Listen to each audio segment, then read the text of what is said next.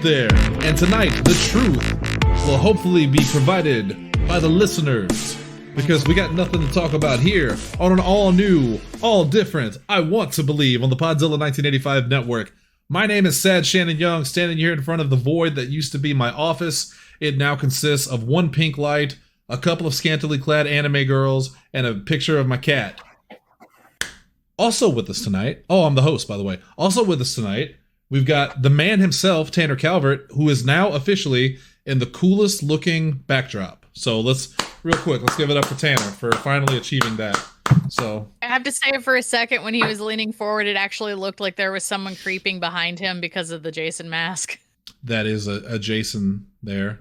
We'll get to that in a second. Also with us tonight, of course, Double H, the Savior. With the Cherry Dr. Pepper. Dr. Cherry. That sounds terrible. Exist. That sounds terrible. Yeah, I'm taking that back. No, I like to veto that one. Yeah, agreed. And joining us tonight, because she ain't got nothing else to do, especially pack, Lindsay Wolfgong. Let me hear. I can go pack more. No. Stay. Or I can just be distracting and just start packing stuff in my background while you guys talk. Stay. Hunter, first off on the show tonight. Yeah. Here's what I'm thinking. X-Files reboot. Who would you cast as Mulder and Scully? Oh, no. You can't just throw that at me out of nowhere. I just because I was thinking of who I would pick for Scully. I've got the perfect Scully. And it's not just because I've become obsessed with her lately. She's also a great actress. Jessica Chastain. Parker's. Still don't know. That would be good. That would be good. Yeah, you do. Name, but oh no, wait, never mind. You did tell me who it was, and I said why. No, that'd be a good fit. Sorry, Parker's losing his mind. He loves Jessica Chastain. I'm going to hit you with probably a controversial choice for Mulder, but I think it would work really well, and I've seen him in a lot of stuff lately, and he kind of strikes that chord. Andre Holland would be really good as Mulder. I don't think I know him. What's he from? Yeah, he's the lead actor from one of the lead actors from The Nick that I was talking about a while back ago. He is also he played the lead in the first season of Castle Rock on Hulu. Hang on, I'll send you. More importantly, who would you cast in the role of Krychek? You can't recast Krychek. Just get the same guy back. He was right there. Nicholas Lee. He was right there the whole time. Or is it Lay? It's Nicholas Lee or Lay. I forget. Who played Krychek? I think it's Lee. Yeah. It's pronounced Lee. I'm dropping him in the Discord here. Okay. Andre Holland, I think, would be a good choice for Mulder. I think he strikes a good chord between that. I believe everything is very serious, even though I know it sounds ridiculous. I think he'd be a good choice. I like this. This is going to sound weird, but I like his look. He has the look. That's exactly. Yeah, that's what it is. Is his expression, like his standard expression, really carries that. I believe everything I'm saying, no matter how crazy it sounds, and I think you need that. He has that kind of Duchovny ambiance, I guess, for lack of a better term. I think he'd be a good choice. Fox Mulder is the hardest one to cast, I think, because David Duchovny was such a good blend of stone-faced robot comedy, action, and it's hard to find another actor that portrays. I don't think anyone could really replace Gillian Anderson as Scully either. But there's just something about Jessica Chastain. She has also the look, the red hair. She looks like a Scully to me. Tanner, what about you? What do you think? Jessica Chastain, I think, is a solid choice. Man,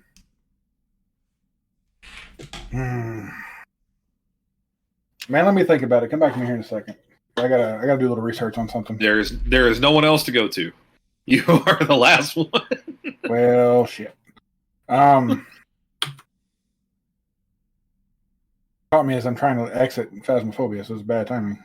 You shouldn't have got it in the first place. Look. I like how Tanner goes, we can stream Phasmophobia tonight. I was in WoW and exited perfectly. You can stream Phasmophobia. I cannot. We could try to make that happen if you want that to happen. I'd love Hunter to be able. Yeah, he wouldn't be a biggity bitch like Asa. And I would like to play it, that but lovingly, by the way. Asa knows. Yeah, I think he knows straight up that's Like he just probably his- called himself that. Yeah, Asa admits he's not the bravest I person just- in the world. I would like to be able to play it, try it, but I have zero interest in getting a dedicated gaming PC, Shit. and I've got what I've got, and I'm very satisfied with it. So I it's can- going to be one of those. I'm just going to have to try it sometime at somebody's place. I can give you one. You can just give me one. Yeah, I'll just give you a PC if you want one. You're just sitting on one.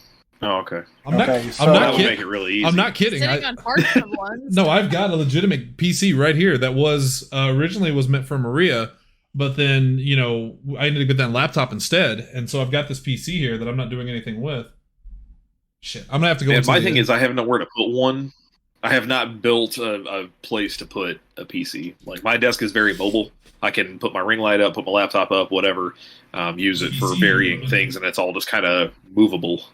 If I ever were to get into that, I'd have to have a specific place for it. So okay, I'm gonna I have don't to. know. Maybe someday, but it's just never come up. I got to bring up the desktop version of the show because the phone version will only let me go back so far, and we got a lot of comments now about ghosts and stuff. So, all right. So Go after it. I can't think of anybody good from older off the top of my head because like the Covenant was perfect. Like I can't, but I think Krychek, I think oh shit, what is his name? Nicholas Leah. Yeah, we covered this. Yeah. Jansen Ackles, I think would be a good Krychek. I'm not. I'll give you that. Yeah, I'm That not would going to be hate on good. that. Yeah. Well, hell, in that Also- same sense, you Jason could. Nichols is also one of those guys he's kind of like Nicholas Lee. He's good in pretty much everything you put him in. Yeah, I was gonna say you Like, could. he's very adaptable. You could have Jensen Ackles as Mulder. Honestly, That's fair. Yeah. Yeah. I'd I watch. think the only thing is I think he's a little too emotive. Yeah, and he already kind of did with how much he did on Supernatural. I think it would be weird. I think it wouldn't fit. I don't he know. was already Mulder, pretty much. Not exactly, but I mean, he definitely had Close enough. that role. On that, Uh, you could also pick Jared Padalecki to be Mulder. I Yeah. think he could be pretty decent. Yeah, too. but he's gonna be busy being Walker, so Yeah, Too that goofy. that show ain't gonna Yeah. last. Come on, man. The Walker Texas Ranger reboot. Ugh. But Sammy told me I have fun, AIDS. fun recasting this one I enjoy, just the idea of the Smoking Man. Peter. Nope. You blanked out. Say it again. Oh no. Okay, you're He's back. frozen going. Yeah, you're back. What'd you say? The Smoking Say Man, it Peter again? Capaldi. Yeah, I still didn't hear him. yeah. I mean that would Peter Capaldi. One of the Doctors? most recent, or the most, not the current Doctor Who, but the Yeah. one before this one. Previous, I think. Yeah, that's fine. I mean, literally, just old man would work. John can- Lithgow would be a good one for that. I think Lithgow. he would be a Yeah. good choice for that. I love me some John Lithgow. Yeah, who would you get for? Actually, Lithgow too would be a good choice for if you. I was just about to say if you had to recast Skinner, That's you what I could. Lithgow could fit that. I think. that's where I was going. Or Jason Statham. No. Well, they're both bald. Oh right then. He's too. Oh, He's ready to punch you. I don't Yeah. know. It's no good. you're off this case, Mulder. That's bad. That's bad. Okay. So, as you can tell tonight, it's a very casual show. It's very laid back. It felt like we just talked for 20 minutes. It was only 7, and that's going to be a problem. Here's the thing. It's not because this will just end when we're done. That's true. Here's the thing. So, I am moving in a week. Lindsay is also moving in a week. So we have both been very busy trying to get things in order, get a place in order, pack and all that stuff. So I have very little time to prepare for these shows right now. So I did try to prepare for this show. I really did. I looked it up online. I tried to find stories. Unfortunately, not a lot happening in the paranormal community right now. There is the release of the UFO report to the Congress is happening this week officially. So that's something. We'll have something to talk about. Other than that, there is a really good Next article that I posted to a bunch of people. I think I posted it on my Facebook. Go to CNN. There's a really good article about people seeing the ghosts of their loved ones after the big COVID-19 pandemic. So that is, I thought that was a very, very cool article, and partially because it feels like, and I actually was going to make this the main topic of the night, but we can get it out of the way now before we get to these comments and questions. I feel like the mainstream media's reaction and the way that they're treating the paranormal has really seen a shift in the past couple of months between the UFO report and them even talking openly about ghosts now and not in a mocking tone. The perception is shifting on the paranormal. And I was going to ask you guys if you think, like I think, that this is just a temporary thing because they're taking the UFO thing so seriously that these other places, these other, these news stations are trying to reach out and find other things that they can latch onto and talk about? Or do you think this is a permanent shift in perception to the paranormal on mainstream media? Tanner, we'll start with you. I think this is going forward, this is going to be a regular thing because we're getting to the point where this isn't considered fringe science or just flat out bullshit. There's a growing number of people who are actually starting to believe that most of this is real. And once those people start becoming part of the mainstream media, then there's no more hiding it. Like if they have a story that they like, especially if you run to a news station that has that allows their anchors or their reporters to report on stories that they're interested in. Yeah. Was it 2 years ago? The whole St. Genevieve house was so popular with KFS 12. Was this the haunted house that they were trying to sell, or what was? Yes. Okay.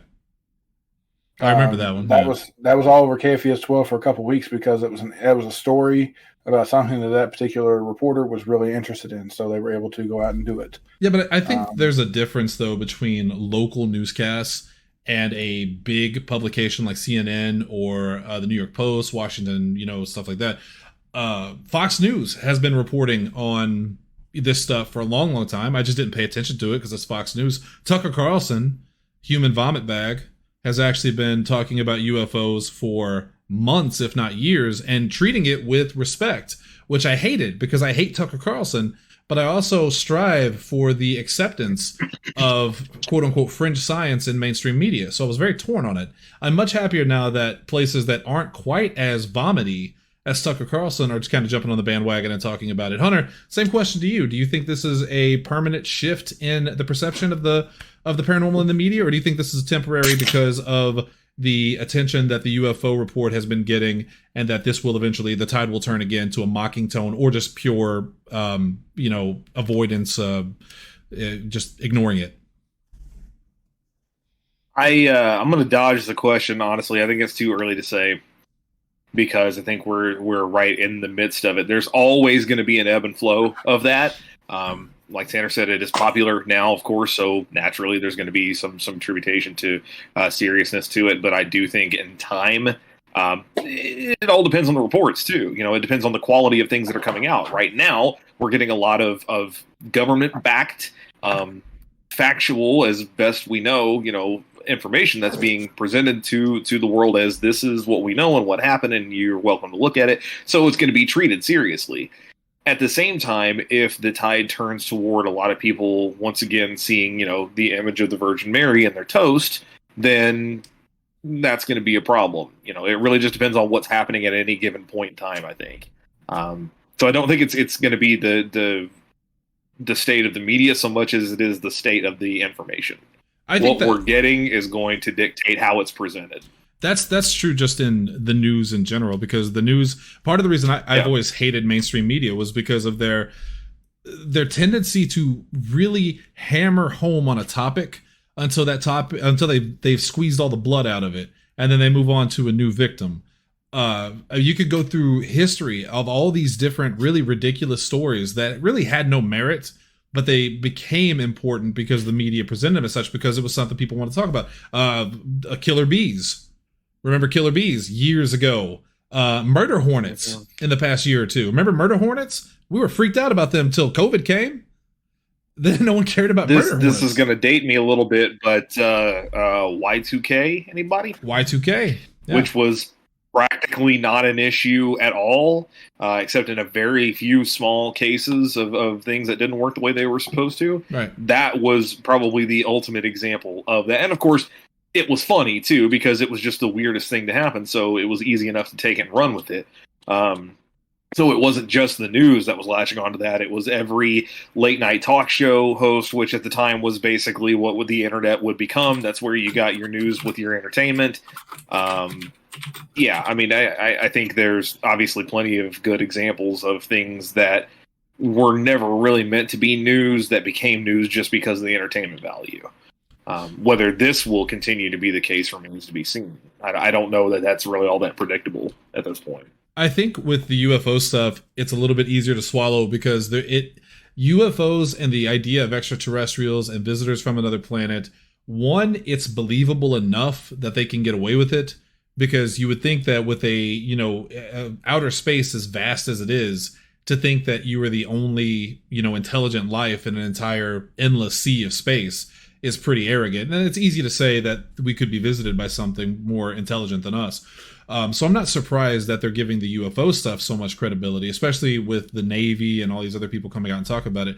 But for me especially, to see them talking about ghosts the way that they have. Ghosts have always been a really, really sensitive topic, not just because of the shows like Ghost Adventures or Ghost Brothers or Ghost Rednecks. I think there's one called like Ghost Hillbillies.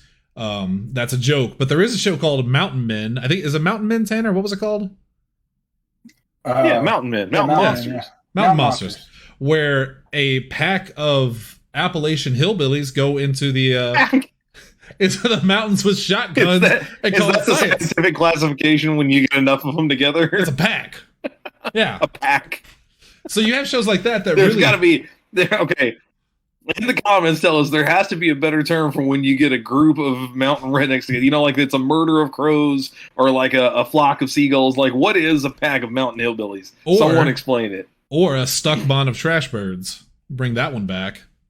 We already got that one. That one's confirmed. That is.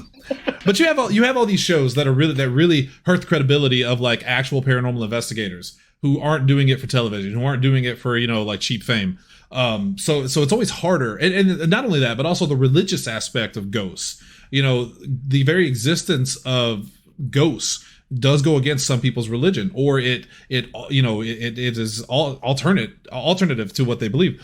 So you don't usually see them reporting on ghosts in such a manner. In fact, they don't report on ghosts at all, short of around every Halloween time when it's time to bring up some kind of spooky story about a haunted house and they want to, get in the spirit, so to speak. So to see an article like this from CNN talking about and this is a sensitive topic, the ghosts of COVID-19 victims coming back and talking to their families and seeing their families, and to see it treated with such respect, I was really pleased with the article. I thought it was a great article, and I didn't really think about it. Sometimes you'll see stories like this. The second season of Unsolved Mysteries has a really good episode about the disaster in Japan and all of the ghosts that the families have seen since then. So COVID-19 could be the next hotspot in terms of paranormal research and paranormal attention. Yeah. The question is going to be where have we seen the most? And I know it's morbid, especially in the moment, to try to lock down where that in geographically that's going to be, like you said, a hotbed of activity. Where specifically is that going to be the case? I don't know off the top of my head. I mean, I know that. Go ahead. Well, like there's different theories out there. Of course, there's the theory that the spirit attaches itself to where it died, and which I don't subscribe to, because that seems silly. Like outside of something disastrous happening, a building burned down and a person died there, I can see that. But I'm in a hospital, I have COVID, I pass away, I'm going to stay here and haunt this place forever. No, you're going to go be closer to loved ones that you didn't get to have that chance to be with at your passing. Which is what we're seeing a lot here. To me, though, that takes on a lot of implications that this entity, whatever it is, has the ability to make that choice. That it has some sort of decision to make there. Even so, in general, you have your different kinds of hauntings. You have your residual, you have your intelligent, and then others. But residual and intelligent are your two main things of study. The idea of someone just being where they died is, in my opinion, residual. They could be intelligent while they're there, but they're residual in the fact that they cannot leave that place. Now, there could be an intelligent spirit that's able to travel. That's why you run into cases, and I think someone mentioned it in the comments, where they go to a house that's haunted, and when they leave there, whatever was there follows them. Yeah, because it attaches to the person. Yeah. So, ghosts could, especially ghosts of loved ones, if you have a wife or a husband or a grandfather that's in the hospital, they can't see their loved ones because of COVID restrictions, and they pass away, there's a very good chance that they would attach themselves to the people that they love that they couldn't see, like Tanner said. And Tanner, the idea that you could die suddenly and be confused, the argument that ghosts, sometimes they don't know they're dead or they have unfinished business in this world. It seems like COVID-19 would just be a breeding ground for that kind of spirit interaction, because so many people died suddenly. So many people, 600,000 is what we're up to, over 600,000 that have passed away from this thing that just hit us like a brick and we were not prepared for. So I imagine, Tanner, I don't know if you agree with this, that we will probably see a lot more come out about COVID-19 related hauntings in the future. I think so, but I also think that it has something to do with the sudden rise in. There's always been a high interest in the paranormal, especially in ghost hunting and stuff like that. But you're starting to see a rise in it now. Like locally, we have people here, because I've been working with a ghost hunting team out of Sykeston at Carroll, and since they started showing up in the middle of the COVID pandemic, the interest in ghost hunting, especially in Carroll, has risen immensely. I would go to the school and sit down to do some paperwork, and I would have students and teachers come in and sit down with me and want to discuss this. They want a lesson. They want so how does this work? What does this mean? If this is happening, what does this mean? Yeah. It's I think because of COVID that people are, especially people who have lost someone, they're becoming more interested in the topic because they want to be able to have that experience with someone they've lost. Yeah. It's the same thing. President Lincoln and Mary Todd, who were both very spiritual before, but once their children started dying at a young age, they got into the paranormal, ghost hunting, seances, everything happening at the White House. And it's the same thing we're seeing now with people who are losing family and loved ones to COVID. Well, not just that with Abraham Lincoln, but, the spiritual side, but also the vampire hunting side. This is a president that actually, took up the weapon and fought vampires for many, many years. Tanner, where did Tanner go? Did we lose him? Tanner. We lost him, I think. He's gone. I think Tanner bounced out. Oh, there he is. He said no. If he's upset about that, I don't know how he's going to react when he finds out there were zombies and Pride. Anyway, it's fine. History. Fine. That's history, folks. This happens a lot with disasters. Every time there is, especially mass deaths, that is, again, breeding grounds for spiritual activity. Think about it. Real quick, when did Ghost Hunters come on TV? 2005-ish, I want to say. Okay. So that, I think, might have been...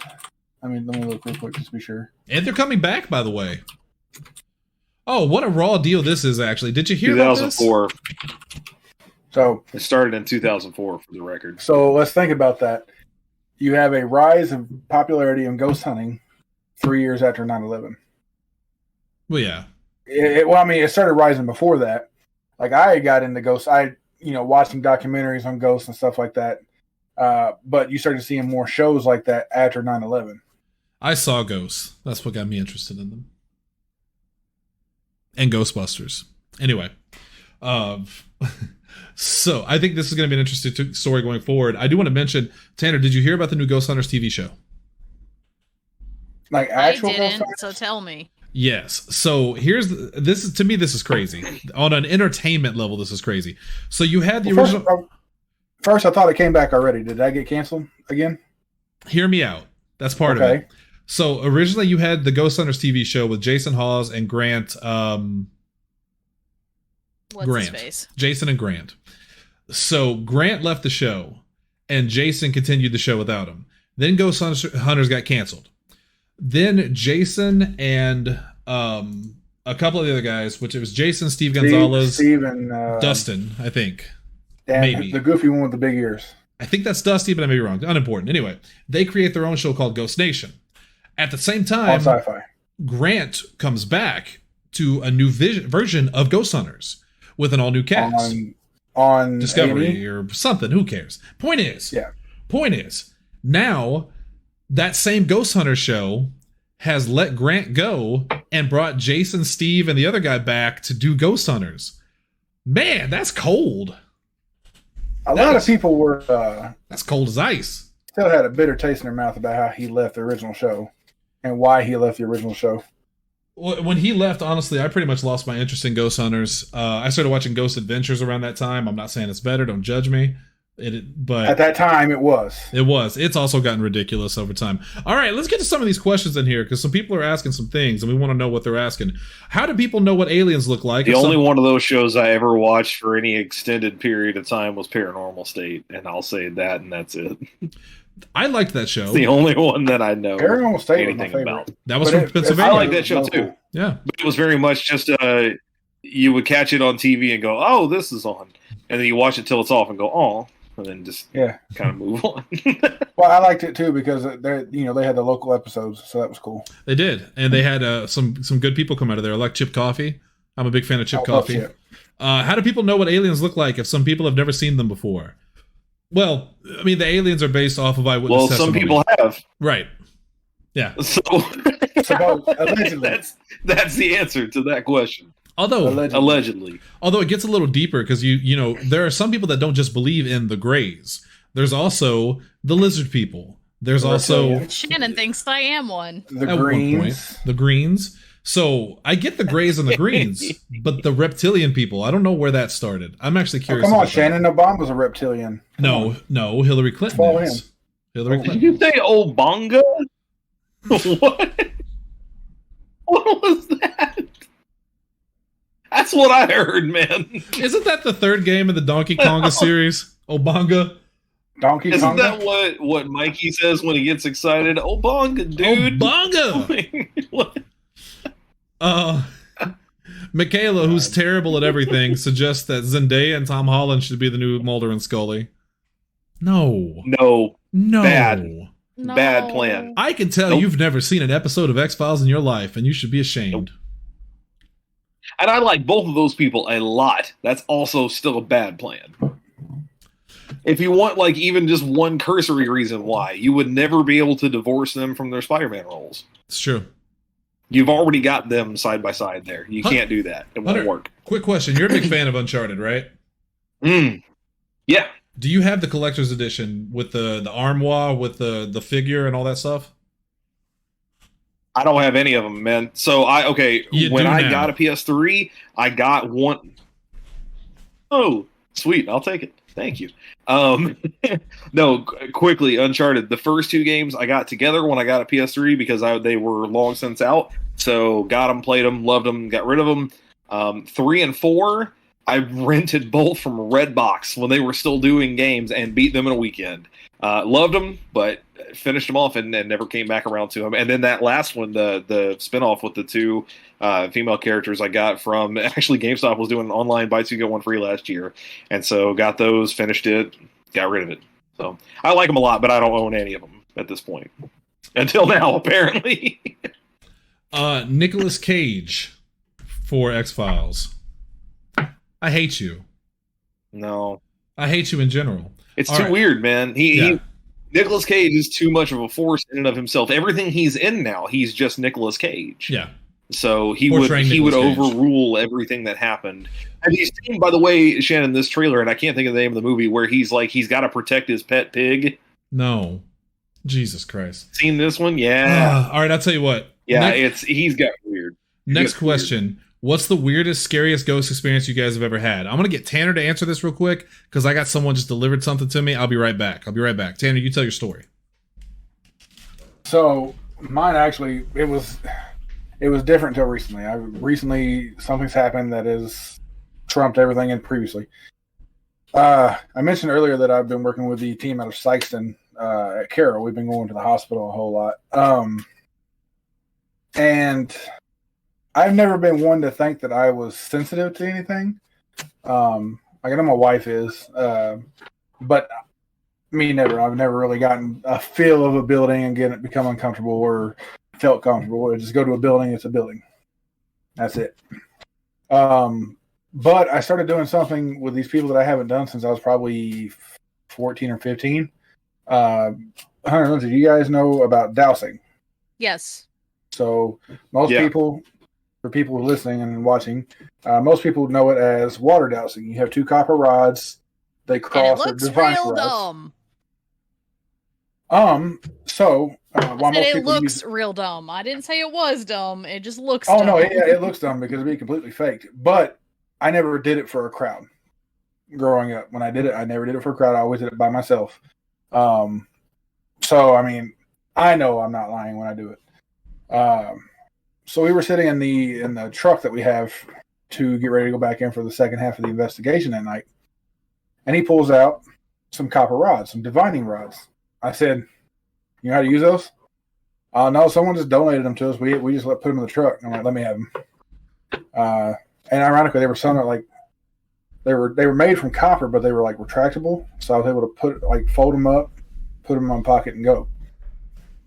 So we had some stuff start going on. We started getting some messages, and I decided I was going to sit down and do a dowsing rod session. I didn't think he was going to go live with it or anything. What did I come back to? Somebody's having fun. Sarah? Oh. Yeah. Somebody sneezed in The Witcher, and it is the most entertaining thing she's heard all day. Hey, you want to talk about a good paranormal game, by the way? The Witcher. It's basically, I mean, it's literally you're hunting monsters. That's your job. Yeah. Anyway, Tanner, go ahead.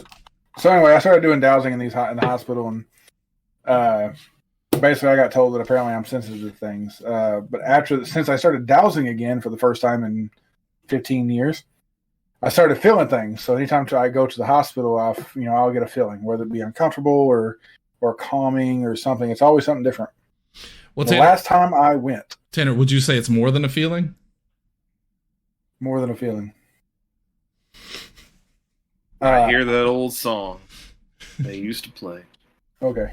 Sorry. So anyway, last time I went to the hospital, I'm there, I'm working, I'm like I'm almost getting like a pain in my chest. I'm getting uncomfortable, feeling nauseous. So I said, "Hey, I gotta go outside and take a break for a minute." Yeah, I think that's a heart attack, man. I get outside, I'm taking a breath, and I go to call Brandy. Let's say, just talk to her, check in with her. She's watching the live, and as I call her, she's texting me because for some reason when he does the live, it's like 2 minutes behind. He's got it delayed. So she's watching the live as I'm calling her. She's texting me at the same time, telling me I need to get out of the hospital. Something's wrong.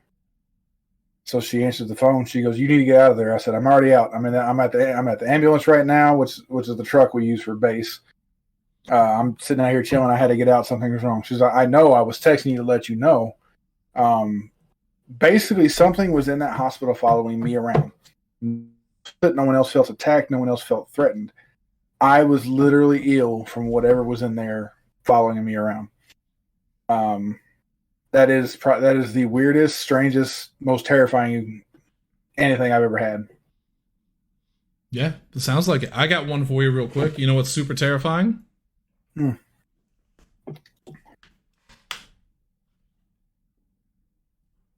This PlayStation 5 that's in my hands right now.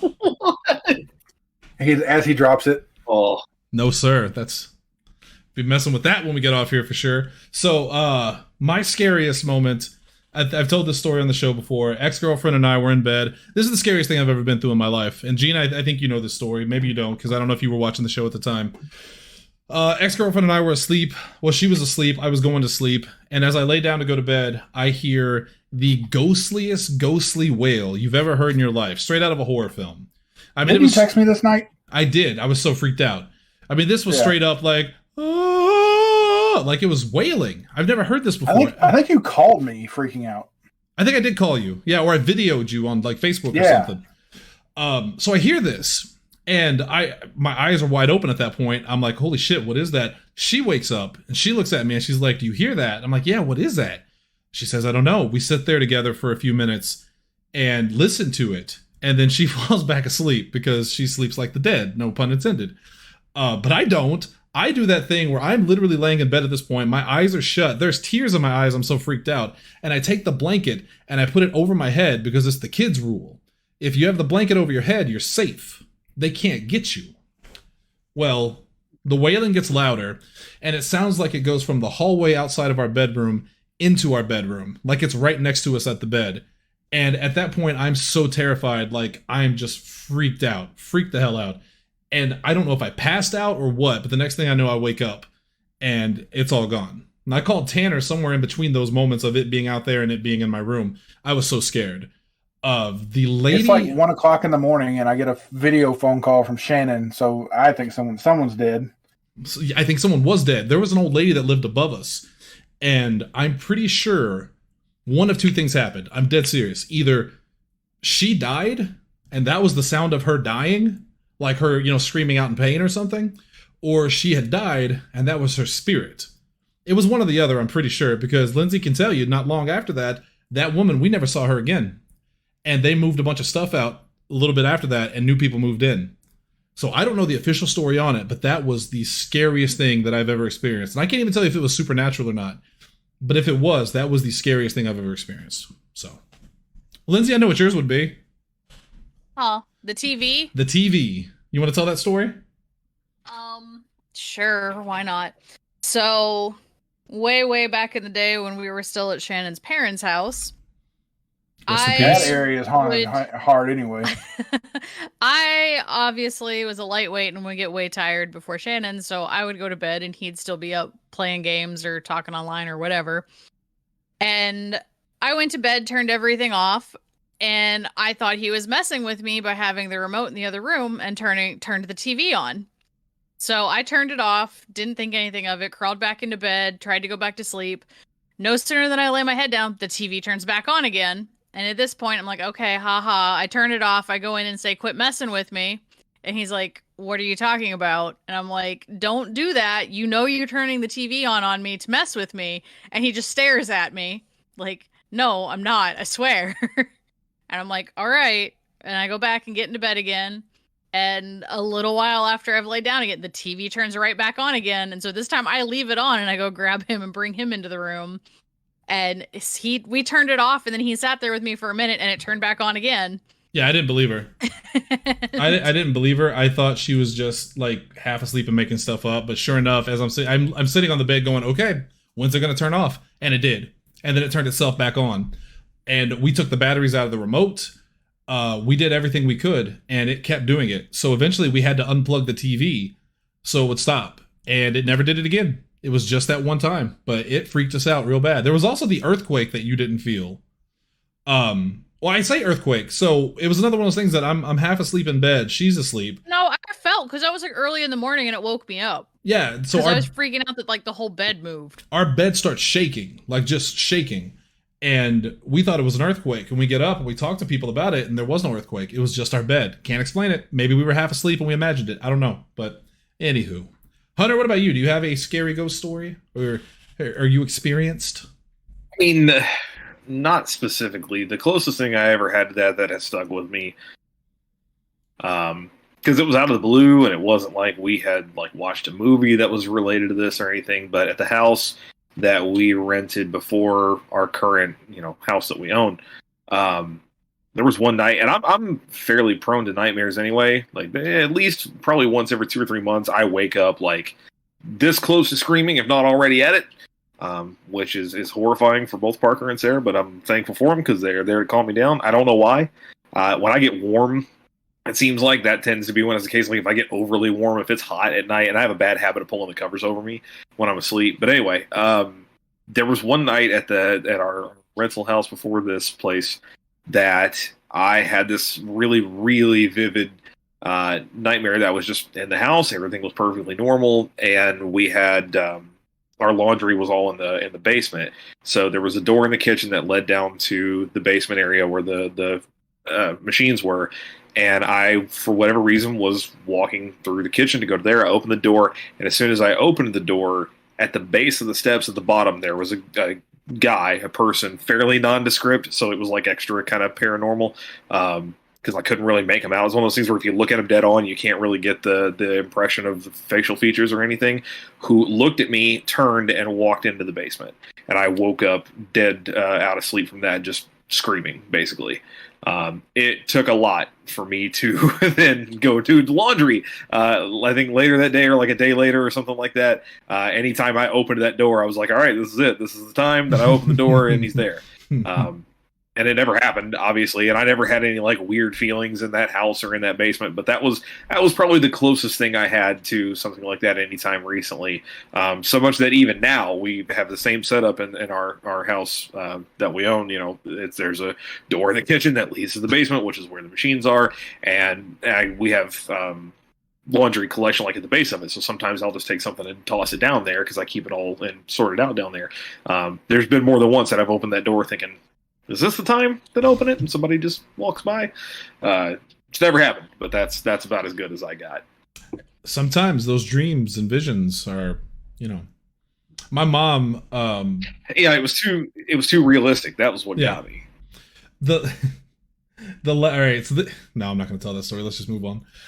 Gina, do you think spirits will follow people from domicile to domicile? Absolutely. We talked about that a second ago. Spirits can attach themselves to people or objects. It doesn't matter. There's plenty of stories, like Tanner said, of like a child being haunted by a ghost. So the family leaves the house thinking, okay, this will solve the problem, but it's the child that's haunted, not the house, and it goes wherever. Or someone comes across an old box that was in the house that's got something attached to it, like a Dybbuk box. Dybbuk.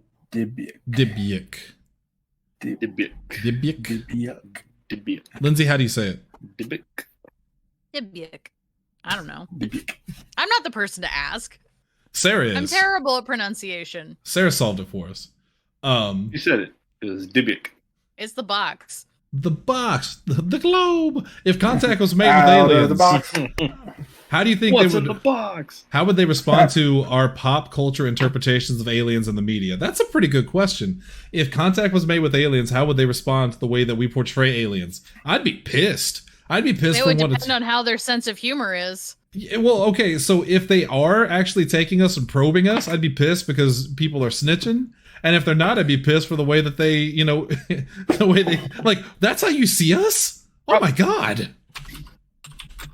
Here's a good comparison. Probably the same way the rest of the world assumes the average American to be. It would be the same reaction you get when you find out how the rest of the world imagines all of us are. Yeah, that's true. Except they might have like hyper laser weapons to kill us with. We'll see. How would you feel if they announced a new? How would you feel if they announced a new Ghostbusters TV show? Terrified and ecstatic. Oh, it depends on what it is. If it's animated, I wouldn't be as concerned. Because those things are either great and it works out great, or they're not and they come and go and nobody really worries about it.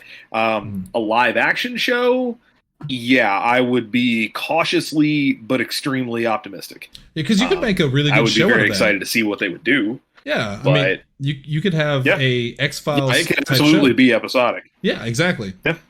You know, turn what was it, Lindsay? The Extreme Ghostbusters. Make that into a new show. Base it off the new movie where they're passing the torch or the proton pack onto a new generation. One of the things about the Ghostbusters game that was really cool is they were talking about franchising the Ghostbusters.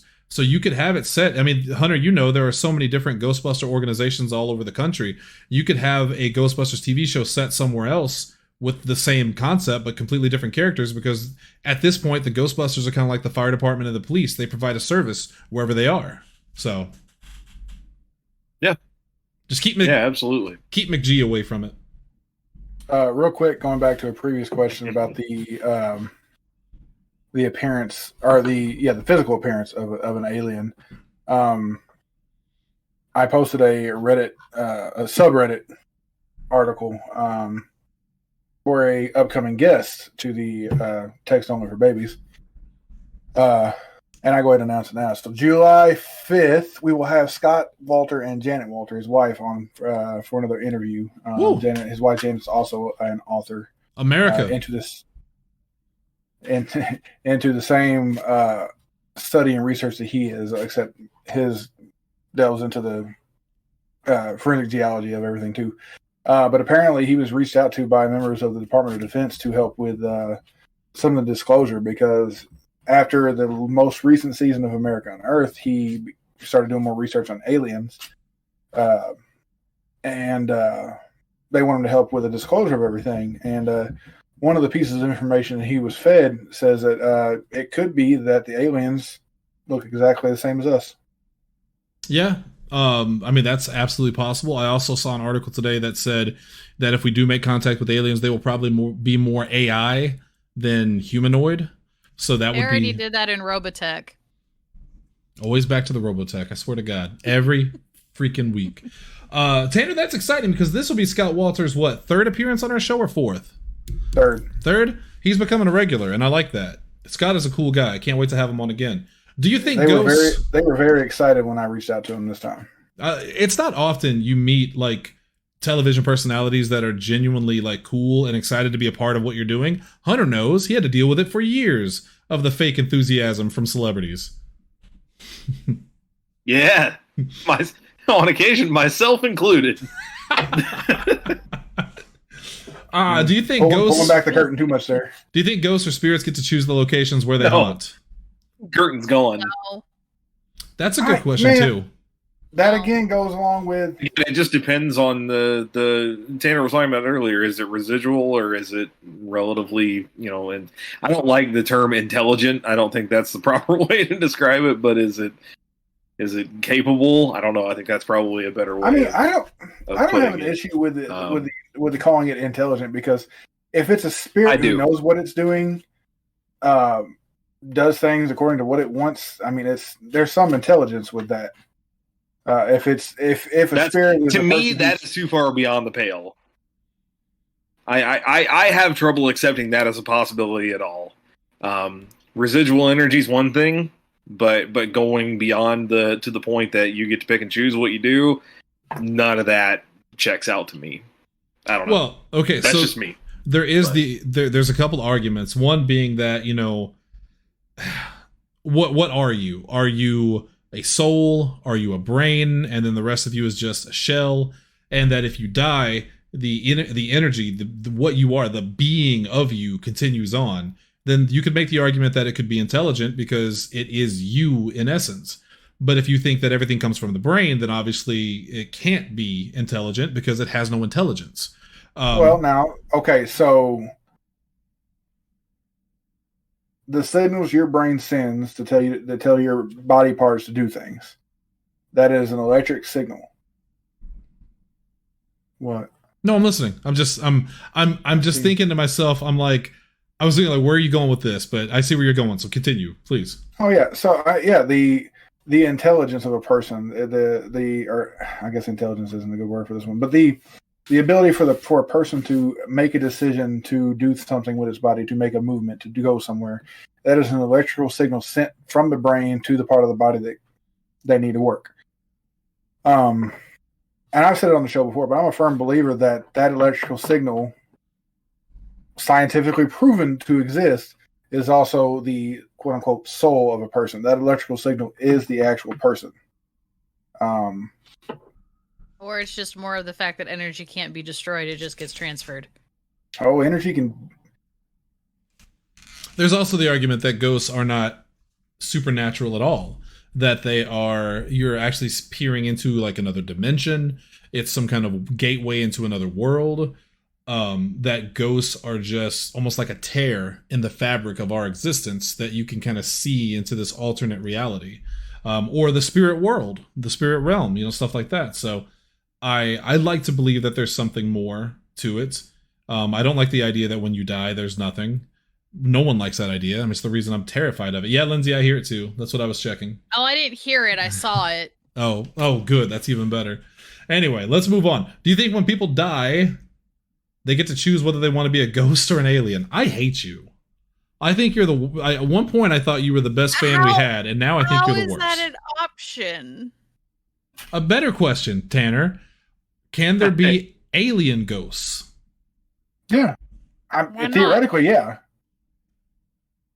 To the point where we've talked about it, and I've talked about it to other people in the field. We want to try to find out exactly where the 41 crash was in Cape and investigate it, paranormal-wise, ghost hunting. Because you have... I don't understand that one. Like, how would you make contact with an alien ghost? Doesn't that fly directly in the face of what you said earlier? Why would they stay in that particular place? I'm not saying that they did, but you check it. I think the argument is... So it's the same as going to a closed-down hospital to investigate it. When I first started investigating the hospital at Caro, I went to it not knowing whether it was haunted or not. I went into it to see if it was haunted. Obviously, we found things. We've continued to investigate it. You go to a place where something tragic may have happened to investigate it to see if you catch any evidence and then continue that research. Yeah, because you don't know if it is until you try. And ghosts do connect themselves not just to people, but also they can connect themselves to places where they died. Or, someone gets in a car wreck and then you see their ghost. The story of the ghosts on the highway, stuff like that. Which we've got one of those legends here in Southern Illinois, like just literally 5 minutes from Cape. We do here in Cape too, on Bloomfield Road. Apparently, I didn't know this, but KFES 12 posted a story a couple of years ago that apparently they posted every October. Yeah, Bloomfield Road is apparently haunted, and one day we're going to go out there and find out. Because I'll tell you what, KFES 12, I don't think it is. Maybe that's why the GPS was all screwed up and trying to show us where we needed to go today. Their argument is that this woman got in a car wreck and she was severely injured, but she didn't die. So why would she be haunting it? Yeah, that doesn't make any damn sense. Doesn't make any sense, KFES 12.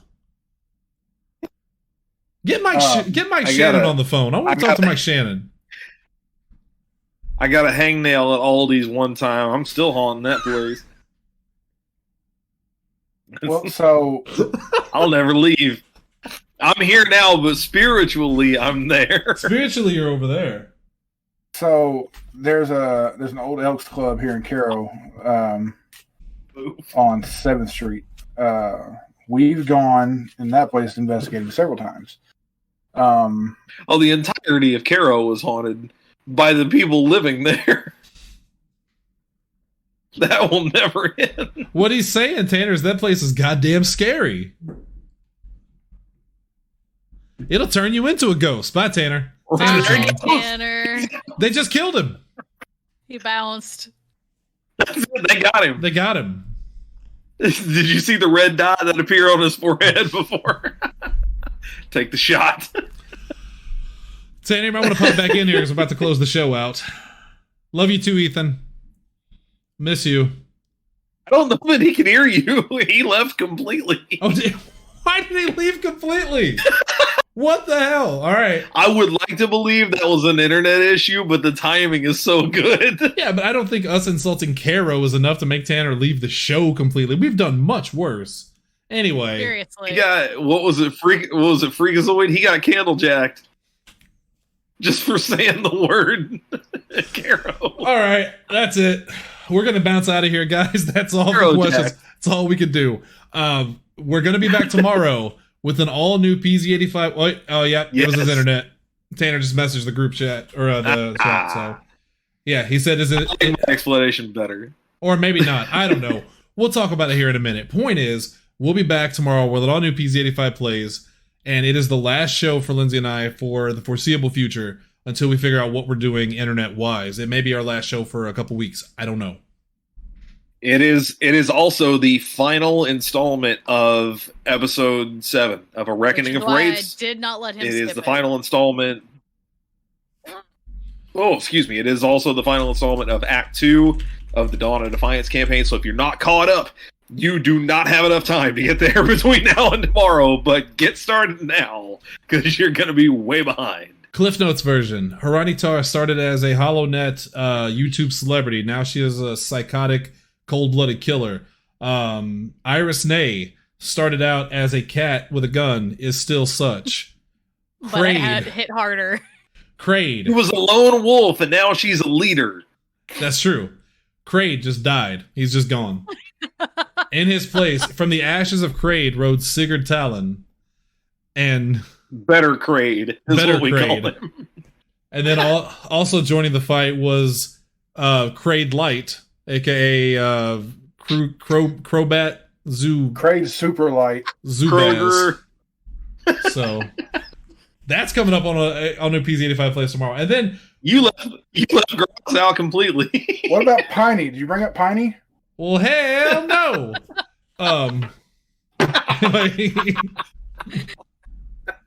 Graz went from the quiet but tough Wookiee sidekick to the lovable co-pilot. Comic He's the relief. mascot. He's the mascot of the team. I went back and Really watched. He really is. I went back and listened to an old episode, the previous episode before this week's, and as it gets to that part where like we're all trying to figure out what's going on, we're freaking out, and Garage just comes up, puts his I am hand on hungry. Harai's shoulder. I am hungry. I should have George Costanza it there. I should have just been like, "That's it. I'll see you guys next week," because I'm not getting any funnier than that. That's tomorrow. All new episode PZ85 Plays, the last of a reckoning of rates, and then Wednesday I do believe they're going to have Pro Wrestling Scripted. We'll try to do After Dark and Horse Time. We'll see what happens. I may pull a Tanner. Just pop in on my cell phone. You never know. Anyway, that's going to do it for us tonight. We're going to get out of here. Go play some Call of Duty. Season 4 is live. We got to go make some ghosts is what we're going to do. And also, PlayStation 5. So, We're you going guys- to talk about that in a minute. Thank you know guys what's going on. for tuning in. We're going to see you tomorrow on PZ85 Plays. We love you. Take care of yourselves. And remember, especially now, this is more important than ever. Watch the skis. Guys. Later.